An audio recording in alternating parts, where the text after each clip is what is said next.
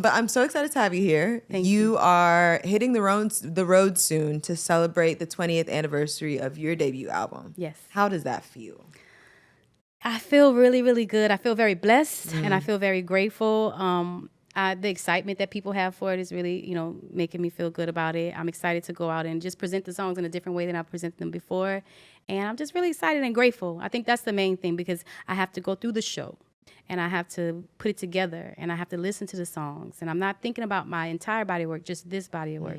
And I have had nostalgia and it's just been pretty good. It's been good for me professionally and personally to do this. I love that. Yes. I love that. You're hitting quite a few cities. You've got, you've got New Orleans, of course. You've got St. Louis, Chicago, Philly, Nashville, Atlanta, Pittsburgh, Boston, and New York. Yeah. Make sure you catch our girl. Yes, please. Get those tickets. We're gonna have a good time. We're gonna have a good time. And there's more to be added as well. Oh, yes. Yes. Love that. What is your favorite part about being on tour and performing live? Connecting with people because from the beginning, that was a thing that was just really cool for me. I guess I've become a people person, but I was never really, I'm from New Orleans. We kind of stick to ourselves, you know what I mean? And when I got out on the road just early on, I realized they understand me. I don't know how, but they get me. And so I can get on stage and be myself and say whatever, the wildest things I say on stage. And they just ride with it. And it's like, I feel like I'm meeting my tribe every time I go out there. I'm connected with my tribe. And after 20 years, the same people coming, like that's family at this point. So I'm really just going to see my family. That's all. Love that. I love that. And you put on a show, baby. You put on a show for sure. Like you said, you have a really devout following that allows you to stay on tour whenever you so please.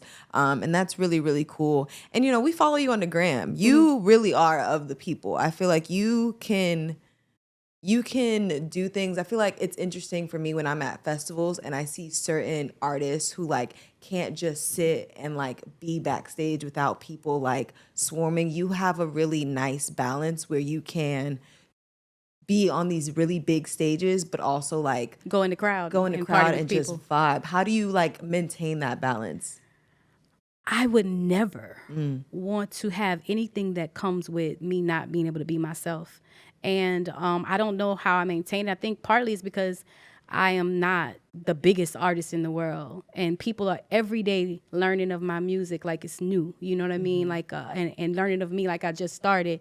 And so that's cool. So I'd rather just slowly everybody come to know me. And when you come to the party, you at my house now. So you got to act accordingly because if you get wild with me, I'm going to get wild back. You know what I'm saying? And if you say something crazy to me, I'm going to either get away from you or say something crazy back. Like I am you. I'm not something sitting on a pedestal. I'm not in a glass case.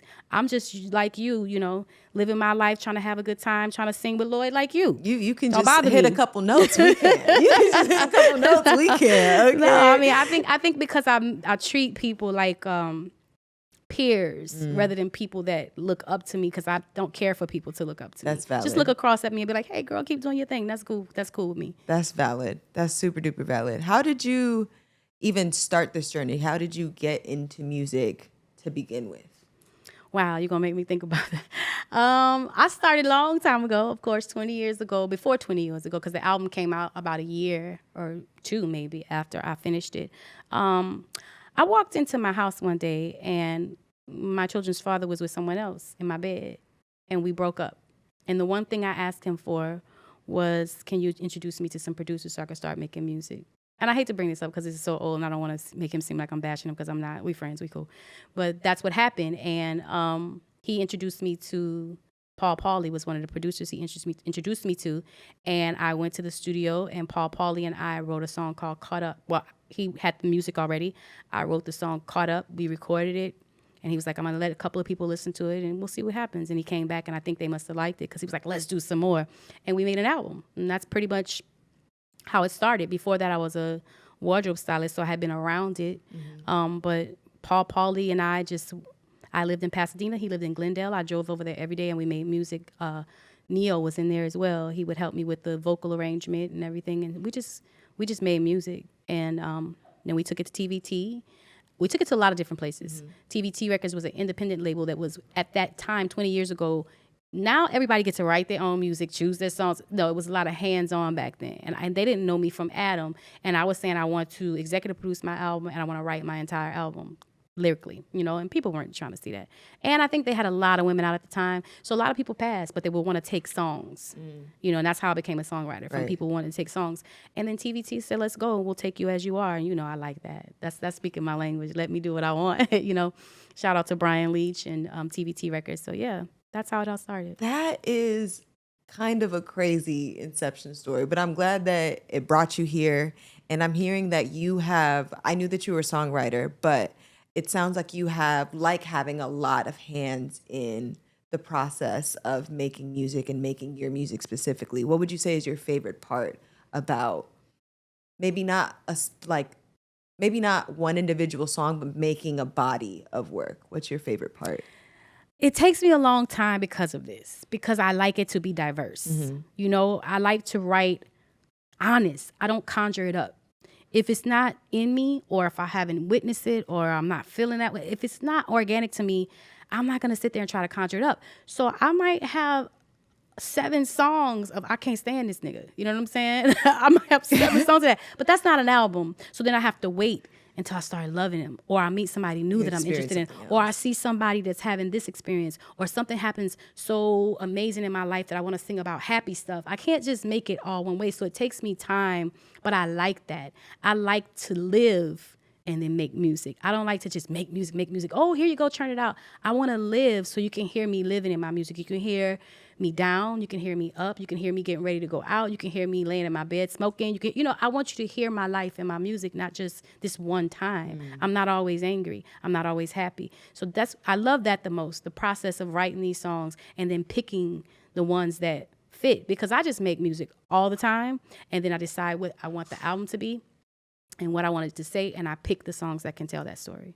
That's beautiful. That, like, point about not just making music to make music to, like, turn it out. Do you think, I feel like that's one of the biggest difference between maybe the music that we're experiencing today versus, like, years ago. What would you say are other differences between the music, the R&B specifically, music of today versus maybe when you began making music?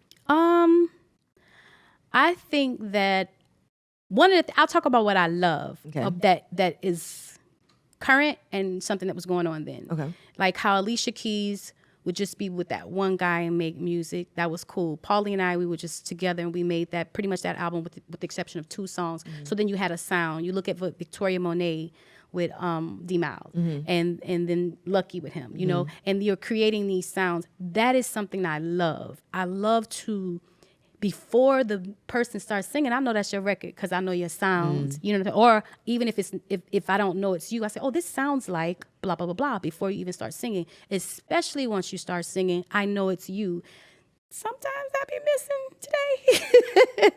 Sometimes it's a very much so like the diversity can get lost, because this is what's hot. So everybody is doing that, and that happened back in my era too. But I was always impressed with people that had a distinctive sound, and I feel like those artists that are current now that I name, when you hear them, you know their music because they have a sound. And that's what I really, really appreciate about back then and now. I tend to not focus on what I don't like because I don't pay attention to it anyway. But I do like that a lot of people, and we're getting more vocalists again. Because, there's a lot of stuff you can put on your voice to make you sound good. But we're getting some vocalists again. There's some people that can sing. But here's the thing about that, baby. Talk to me. That ain't got nothing to do with the artist. There's tons of artists out here can sing. There's tons of artists that can play and all these things. It's about what, I guess, whoever these powers are that be want you to see. There's so many times where it's like, oh, she sings too hard, but that means she can actually sing, Oh, they want things cookie cutter one way all the time. Diversity is beautiful. And I think that's another thing. It's starting to happen now. People can look how they want to look. They can be diverse. You don't have to look this certain way. So I'm loving those kind of things because that isn't about the artist. Us that love art, we just want the art.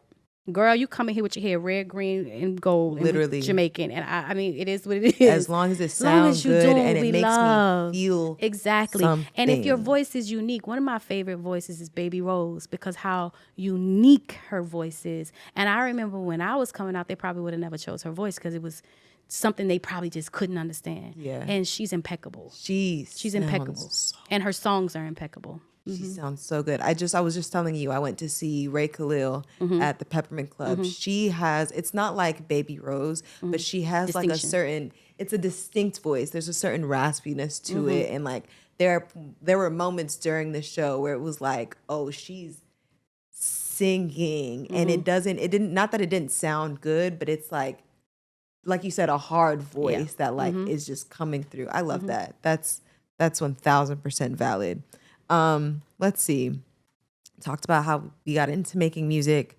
What is something that you want? I know that, of course, we're touring with the anniversary of your album, Complex Simplicity. But word on the street is you have another project potentially coming out. Yes, it's coming. We want to put it out this year, and we were like, we have to celebrate because people were asking us to celebrate. We were like, what are you gonna do? 20 years. That's I don't think back. I always move forward. So but now that I'm doing it, I'm so happy I'm doing it.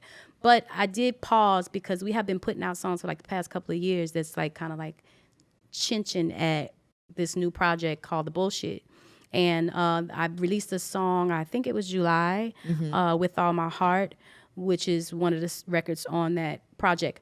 The project is, I've been making it for so long that I had to break it down into EPs. So it'll be 3 different EPs that I put out.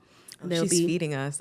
Well, I got to get rid of these songs so I can start with some new ones. So I got a lot of them. We're getting fed. And it's really kind of documenting, well, not even documenting. It's the songs I wrote during this time when I finally decided to go out and start dating. For a long time I didn't date. I was raising my children and making music and getting money, trying to make sure everything is straight. And if it wasn't something that was going to add to that, I didn't like to be disturbed. Or I'm a lover for real, and so I didn't never want to like give too much to this and mess up this. So I kind of stayed focused on what was on my table at the time. Then my sons grew up, they left, and now they're doing music themselves. Shout out to Coast Contra. And I decided to like get a man. You know Get what I back mean? outside? Yeah, I'm outside. Oh, girl, I should have stayed inside with the doors locked. Nasty out here. But to be honest, I did it, and I'm glad I did because I learned a lot about myself. I pulled this person into my life, and these are the songs. The Bullshit is the songs that I wrote during that time. And it worked out, though, because at the end, I'm better because of the experience of throwing myself into some bullshit. I'm better. Bullshit can also be fertilizer and make you grow. You know what I mean? Word. Yeah. Bullshit so I'm thankful for it. Can also be fertilizer. Yeah. R&B only.